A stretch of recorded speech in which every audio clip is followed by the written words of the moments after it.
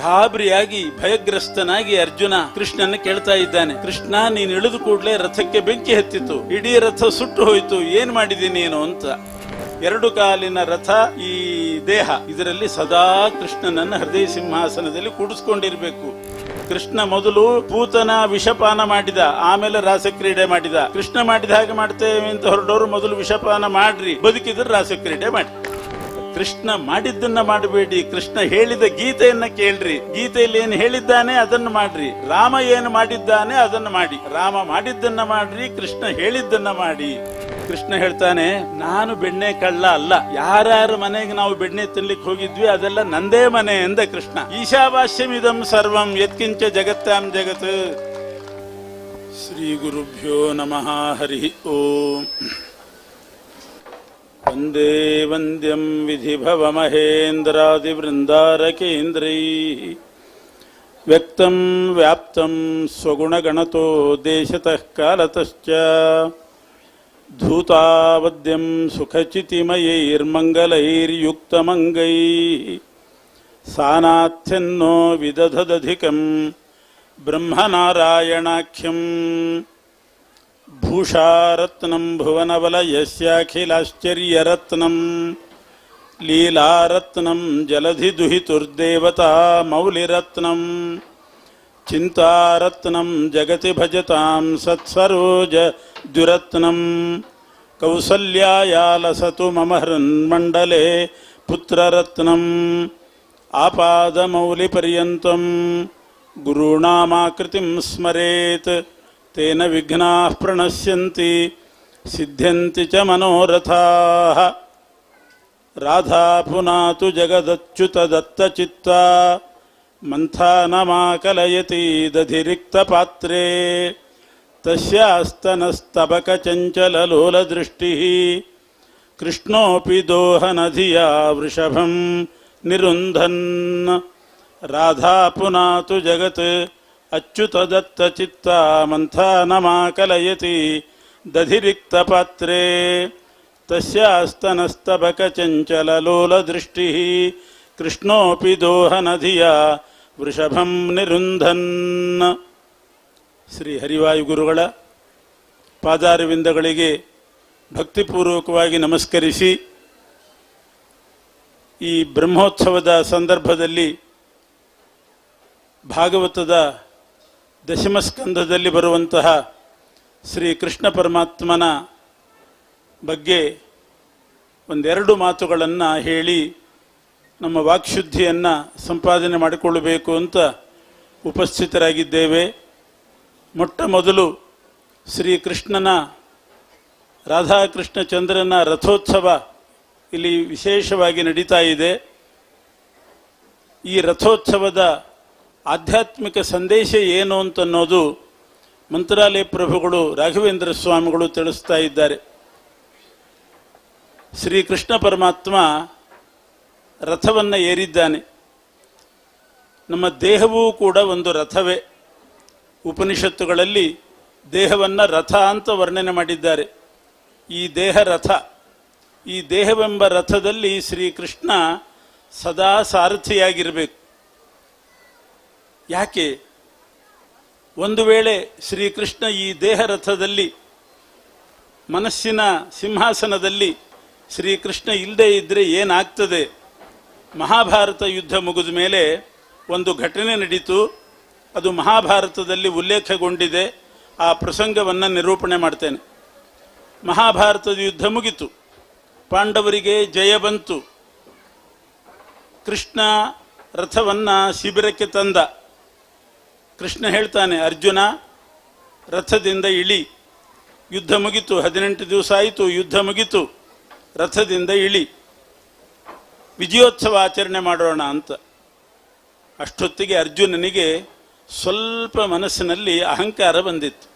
ನಾನು ಗೆದ್ದಿದ್ದೇನೆ, ಮಹಾಭಾರತ ಯುದ್ಧದಲ್ಲಿ ಜಯಗಳಿಸಿದ್ದೇನೆ ಅಂತ ಅಹಂಕಾರ ಬಂದಿತ್ತು. ಅಹಂಕಾರದಿಂದ ಅರ್ಜುನ ಹೇಳ್ತಾನೆ, ಕೃಷ್ಣ ಸಾರಥಿ ಮೊದಲು ಇಳಿಬೇಕು, ಯಜಮಾನ ಮೊದಲು ಇಳಿಬೇಕು. ನಾನು ಜಯಗಳಿಸಿದಂಥ ರಥಿಕ, ನೀನು ಸಾರಥಿ ಡ್ರೈವರ್. ಯಾವಾಗಲೂ ಸಾರಥಿ ಮೊದಲು ಇಳಿಬೇಕು, ಯಜಮಾನ ಆಮೇಲೆ ಇಳಿಬೇಕು. ನೀ ರಥದಿಂದ ಇಳಿ, ಆಮೇಲೆ ನಾನು ಇಳಿತೇನೆ ಎಂದ. ಕೃಷ್ಣನಿಗೆ ನಗು ಬಂತು. ಪ್ರಹಸನ್ನಿವ ಭಾರತ ಅಂತ ನಗನಗುತ್ತಾ ಕೃಷ್ಣ ಹೇಳ್ತಾನೆ, ಹೌದಪ್ಪ, ನಾನೇ ಸಾರಥಿ, ನೀನೇ ಯಜಮಾನ, ಆದರೂ ನೀನಿಳಿ. ಈ ಸಂದರ್ಭದಲ್ಲಿ ಮಾತ್ರ ನೀನಿಳಿ, ಆಮೇಲೆ ನಾನು ಇಳಿತೇನೆ. ಇಲ್ಲದೆ ಇದ್ರೆ ಇಬ್ಬರೂ ಕೂತ್ಬಿಡೋಣ. ಹಠ ಹಿಡಿದ ಕೃಷ್ಣ, ನಾನಂತೂ ಮೊದಲು ಇಳಿಯೋದಿಲ್ಲ, ನೀನೇ ಇಳಿಬೇಕು. ಅರ್ಜುನ ಹಠ ಮಾಡ್ತಾ ಇದ್ದಾನೆ, ನಾನು ಯಜಮಾನ, ನಾನು ಇಳಿಯೋದಿಲ್ಲ ಅಂತ ಅವನು. ನಾವು ನೋಡ್ತೇವೆ, ಕಾರ್ನಲ್ಲಿ ಹೋಗುವಾಗ ಡ್ರೈವರ್ ಇಳಿದು ಹಿಂದ್ಗಡೆ ಬಂದು ಬಾಗಿಲು ತೆಗೆದ ಮೇಲೆ ಯಜಮಾನ ಇಳಿತಾನೆ. ಅದೇ ರೀತಿ ನೀನು ಬಂದು ಹಿಂದ್ಗಡೆಯಿಂದ ನನ್ನನ್ನು ಇಳಿಸ್ಬೇಕು, ಮೊದಲು ನೀನು ಇಳಿ. ಇದು ಅರ್ಜುನನ ವಾದ. ನಾನು ಡ್ರೈವರ್ ಆಗಿರಬಹುದು, ಸಾರಥಿ ಆಗಿರಬಹುದು, ನೀನೇ ಮೊದಲು ಇಳಿ ಅಂತ ಕೃಷ್ಣ. ಕೊನೆಗೆ ಅರ್ಜುನನೇ ಸೋತು ರಥದಿಂದ ಕೆಳಗಿಳಿದ. ಅರ್ಜುನ ಮೊದಲು ಇಳಿದ, ಆಮೇಲೆ ಕೃಷ್ಣ ಇಳಿದ. ಕೃಷ್ಣ ಇಳಿದು ಕೂಡಲೇ, ರಥದಿಂದ ಇಳಿದು ಕೂಡಲೇ ರಥಕ್ಕೆ ಬೆಂಕಿ ಹತ್ತಿತು. ಇಡೀ ರಥ ಧಗ ಧಗ ಉರಿತಾ ಇದೆ, ಸುಟ್ಟು ಬೂದೆ ಆಯಿತು.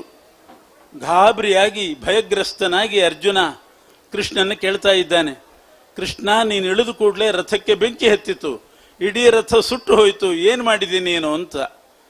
ಕೃಷ್ಣ ಕೇಳಿದ, ನಾನೇನು ಮಾಡಿದೆ ಇರಲಿ, ಮೊದಲೇ ನಾನು ಇಳಿದಿದ್ರೆ, ಸಾರಥಿ ಅಂತ ನಾನೇ ಮೊದಲು ಇಳಿದಿದ್ರೆ ನೀನೇನಾಗ್ತಿದ್ದಿ ಯೋಚನೆ ಮಾಡು ಅಂತಂದ. ಯಾಕೆ, ನಾನು ಯಜಮಾನ ಅಂತ ಕೂತಿದ್ದೆ, ನಾ ಇಳಿದು ಕೂಡಲೇ ರಥಕ್ಕೆ ಬೆಂಕಿ ಹತ್ತಿತು, ರಥದಲ್ಲಿರುವ ನೀನು ಬೆಂಕಿ ಹತ್ತಿ ಸುಟ್ಟು ಹೋಗ್ತಾ ಇದ್ದಿ, ಅದಕ್ಕೆ ನಿನ್ನನ್ನು ಮೊದಲು ಇಳಿಸಿ ಆಮೇಲೆ ನಾನು ಇಳಿದೆ ಅಂತ ಕೃಷ್ಣ ಹೇಳಿದ.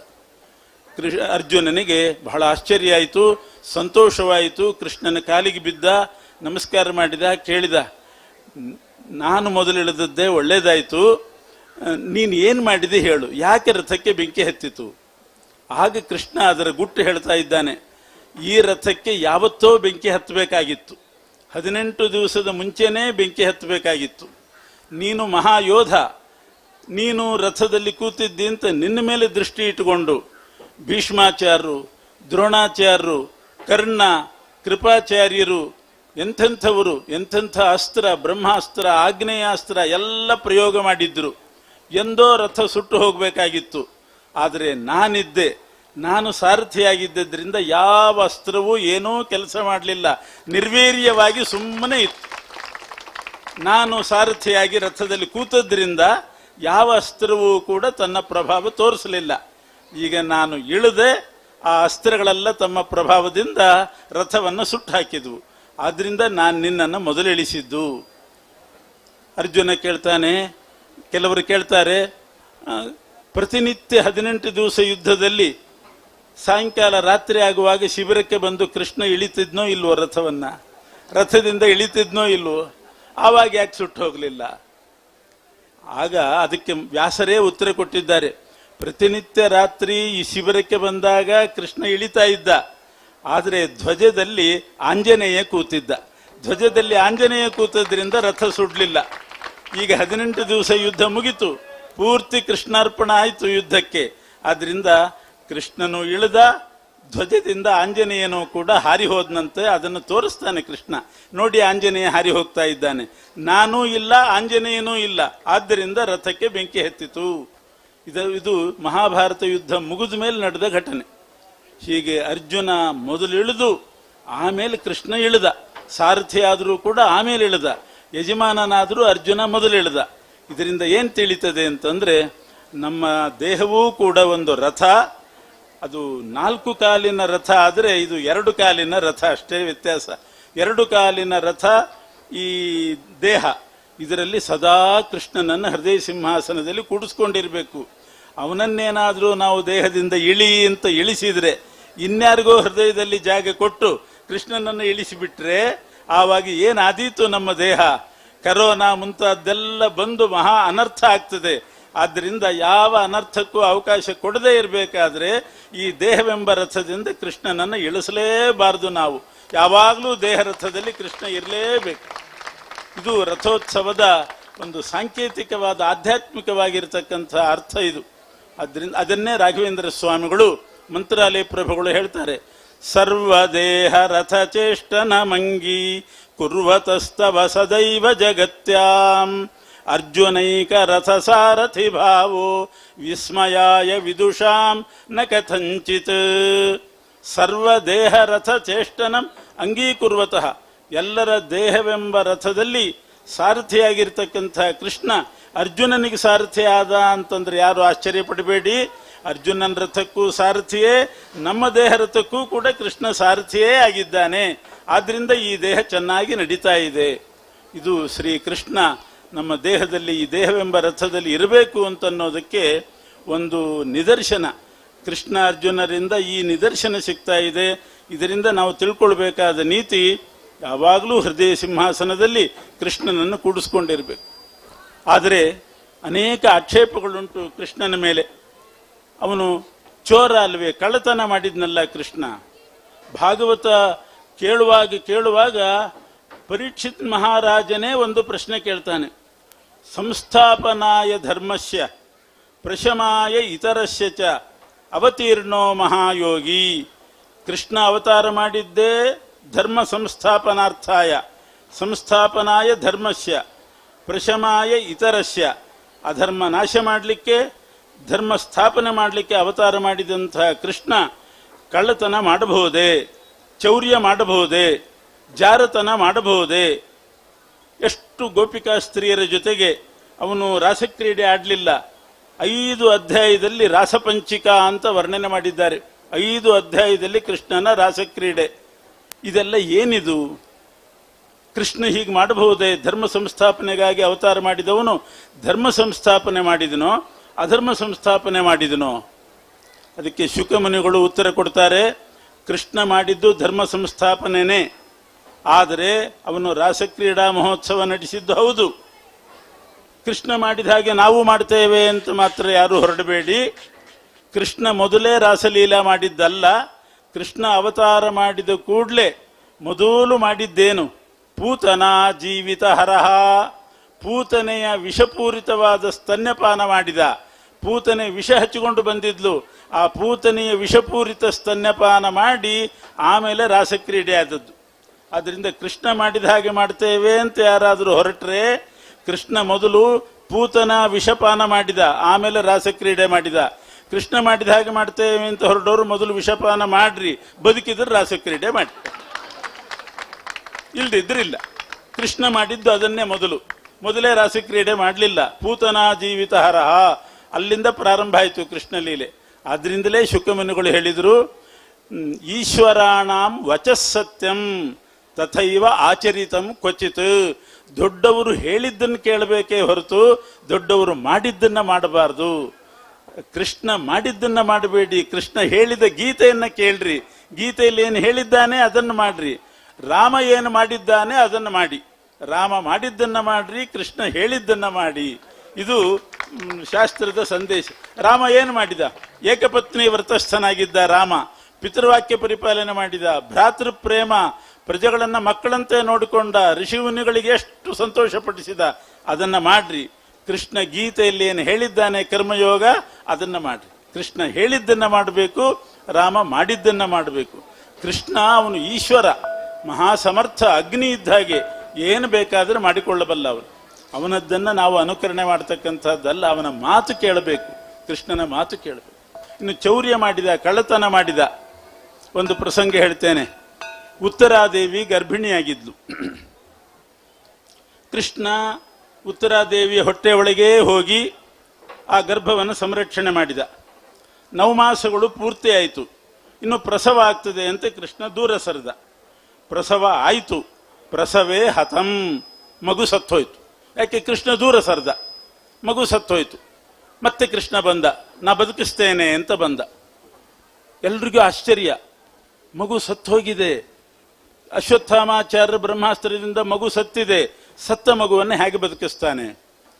ಎಲ್ಲ ಚಿಲ್ಡ್ರನ್ ಸ್ಪೆಷಲಿಸ್ಟು ಬಂದರು, ಡಾಕ್ಟರ್ಗಳು ಬಂದರು. ಏನು ಇಂಜೆಕ್ಷನ್ ಕೊಡ್ತಾನೆ, ಹೇಗೆ ಸತ್ತವನನ್ನು ಬದುಕಿಸ್ತಾನೆ ಅಂತ ಎಲ್ಲರೂ ಸೇರಿದ್ದಾರೆ.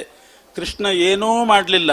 ಒಂದು ಆಣೆ ಇಟ್ಟನಂತೆ, ನಾನು ಅವತಾರ ಮಾಡಿದಾಗಿನಿಂದ, ಹುಟ್ಟಿದಾಗಿನಿಂದ ಇವತ್ತಿನವರೆಗೆ ಒಂದೇ ಒಂದು ಅನ್ಯಾಯ ಮಾಡಿಲ್ಲ, ಒಂದು ತಪ್ಪು ಮಾಡಿಲ್ಲ, ನನ್ನಲ್ಲಿ ಯಾವ ದೋಷವೂ ಇಲ್ಲ, ಅನಂತ ಕಲ್ಯಾಣ ಗುಣ ಪರಿಪೂರ್ಣನಾಗಿದ್ದೇನೆ ನಾನು, ದೋಷರಹಿತ, ಯಾವ ದೋಷವೂ ಇಲ್ಲ, ಯಾವ ಅನ್ಯಾಯವೂ ಮಾಡಿಲ್ಲ.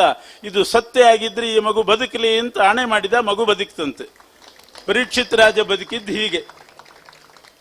ಆಶ್ಚರ್ಯ ಆಯಿತು ಎಲ್ರಿಗೂ ಕೂಡ. ಆದರೆ ಕೃಷ್ಣನ ಬಾಲ್ಯ ಸ್ನೇಹಿತ ಒಬ್ಬ ಅಲ್ಲಿದ್ದಂತೆ. ಬಾಲ್ಯದಲ್ಲಿ ಗೋಪಿಕಾಸ್ತ್ರೀಯರ ಮನೆಗೆ ಹೋಗಿ ಬೆಣ್ಣೆ ಕದೀತಾ ಇದ್ರು, ನವನೀತ ಚೌರ್ಯ ಮಾಡ್ತಾ ಇದ್ರು. ಕೃಷ್ಣನ ಜೊತೆಗಿದ್ದ ಒಬ್ಬ ಹುಡುಗ, ಅವನು ದೊಡ್ಡವನಾಗಿದ್ದ. ಕೃಷ್ಣ ಆಣೆ ಇಟ್ಟಿದ್ದನ್ನು ಕೇಳಿದ. ಕೃಷ್ಣನ ಕೈ ಹಿಡಿದು ಆಚೆ ಕರ್ಕೊಂಡು ಹೋದ್ನಂತೆ.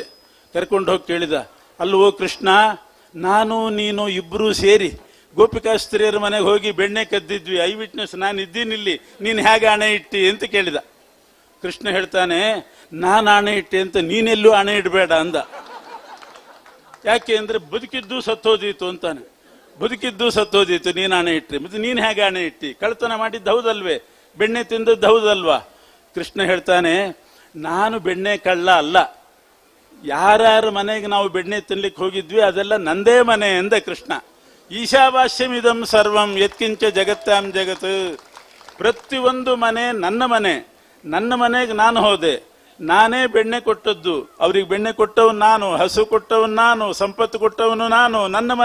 ನನ್ನ ಮನೆಗೆ ನಾನು ಹೋದೆ, ನನ್ನ ಬೆಣ್ಣೆ ನಾನು ತಿಂದೆ, ನಾನ್ಯಾಕೆ ಕಳ್ಳ? ನನ್ನ ಜೊತೆಗೆ ನೀ ಸೇರಿದಿ, ನೀ ಕಳ್ಳ ಅಂದ ಅಷ್ಟೇನೆ. ಹೀಗೆ ಶ್ರೀಕೃಷ್ಣ ತನ್ನ ಗುಣಪೂರ್ಣತ್ವವನ್ನು ಸಮರ್ಥನೆ ಮಾಡಿಕೊಂಡಿದ್ದಾನೆ. ಅವನು ಚೋರ, ಜೈಲಿಗೆ ಬೀಳುವಂಥ ಚೌರ್ಯ ಅವನು ಮಾಡಿಲ್ಲ. ಅವನನ್ನು ಚೋರ ಅಂತ ಹೇಳಿದರೆ ಚೋರತನ ದೋಷ ಪರಿಹಾರ ಆಗ್ತದೆ, ಜಾರ ಅಂದರೆ ಜಾರತ್ವದ ದೋಷ ಪರಿಹಾರ ಆಗ್ತದೆ ಅಂತ ದಾಸರು ವರ್ಣನೆ ಮಾಡುತ್ತಿದ್ದಾರೆ. ಇಂಥ ಗುಣಪೂರ್ಣ ವ್ಯಕ್ತಿತ್ವ ಶ್ರೀಕೃಷ್ಣಂದು. ಅವನು ಧರ್ಮ ಸಂಸ್ಥಾಪನೆಗೆ ಅವತಾರ ಮಾಡಿದ್ದು. ಧರ್ಮ ಸಂಸ್ಥಾಪನೆ, ಅಧರ್ಮವನ್ನು ಒಂದು ಸ್ವಲ್ಪನೂ ಮಾಡಲಿಲ್ಲ. ಧರ್ಮ ಸಂಸ್ಥಾಪನೆ ಮಾಡಿದ ಅಂದ್ರೆ ಏನು? ಧರ್ಮರಾಜನನ್ನು ಚಕ್ರವರ್ತಿ ಪದವಿಯಲ್ಲಿ ಕೂಡಿಸಿದ. ಅಂಥ ಕೆಲಸ ಯಾರು ಮಾಡಿದರು? ಯಾರ್ಯಾರನ್ನೂ ಕೂಡಿಸಲಿಲ್ಲ. ಧರ್ಮರಾಜನನ್ನು, ಯುಧಿಷ್ಠಿರನನ್ನ ಚಕ್ರವರ್ತಿ ಪದವಿಯಲ್ಲಿ ಕೂಡಿಸಿ ಆ ಪಾಂಡವರಿಂದ ರಾಜ್ಯವನ್ನು ಆಳಿಸಿದ. ಅದು ಧರ್ಮ ಸಂಸ್ಥಾಪನಾರ್ಥಾಯ ಸಂಭವಾಮಿ ಯುಗೆ ಯುಗೆ ಎಂದರೆ. ಇಂಥ ಮಹತ್ ಕಾರ್ಯವನ್ನ ಮಾಡಿದಂಥ ಶ್ರೀಕೃಷ್ಣ ಪರಮಾತ್ಮನ ರಥೋತ್ಸವ ವೈಭವದಿಂದ ಇಲ್ಲಿ ನಡೀತಾ ಇದೆ. ನಮ್ಮದೊಂದು ಅದೃಷ್ಟ, ನಮ್ಮದೊಂದು ಯೋಗ. ಕಳೆದ ಬಾರಿಯೇ ನಾನು ಬರಬೇಕಾಗಿತ್ತು, ಏನೋ ಅನಿವಾರ್ಯ ಕಾರಣದಿಂದ ತಪ್ಪಿ ಹೋಯಿತು. ಈ ಸಲವೂ ಕೂಡ ಅನಾರೋಗ್ಯ, ಆದರೂ ಕೂಡ ಇಲ್ಲಿ ಬಂದದ್ರಿಂದ ಹೊಸ ಹುರುಪು, ಹೊಸ ಚೈತನ್ಯ, ಆರೋಗ್ಯ ಎಲ್ಲವೂ ಕೂಡ ನನ್ನಲ್ಲಿ ಬಂದಿದೆ ಅಂತ ನಾನು ಭಾವಿಸ್ತಾ ಇದ್ದೇನೆ. ಒಂದು ವೇಳೆ ಈ ಸಲವೂ ಕೂಡ ಅನಾರೋಗ್ಯ ಅಂತ ಬರದೇ ಇದ್ರೆ ದೊಡ್ಡ ಒಂದು ಸುಯೋಗದಿಂದ ವಂಚಿತನಾಗ್ತಿದ್ದೆ ನಾನು ಅಂತ ನನಗೆ ಅನುಭವಕ್ಕೆ ಬರ್ತಾ ಇದೆ. ಅಂಥ ವಾತಾವರಣ ಸೃಷ್ಟಿಯಾಗಿದೆ. ಇಂಥ ಕಾರ್ಯಕ್ರಮಗಳು ವಿಶೇಷವಾಗಿ ಮಧುಪಂಡಿತ್ ದಾಸ್ ಅವರ ನೇತೃತ್ವದಲ್ಲಿ ಅನೇಕ ಶ್ರೀಕೃಷ್ಣ ಭಕ್ತರು ಸೇರಿ ನಡೆಸ್ತಾ ಇದ್ದಾರೆ. ವಿಶೇಷವಾಗಿ ಇತೋಪ್ಯತಿಶಯವಾಗಿ ವರ್ಧಮಾನವಾಗಲಿ ಅಂತ ದೇವರಲ್ಲಿ ಪ್ರಾರ್ಥನೆ ಮಾಡಿ 4 ಮಾತುಗಳನ್ನು ಕೃಷ್ಣ ಅರ್ಪಣ ಮಾಡ್ತಾರೆ.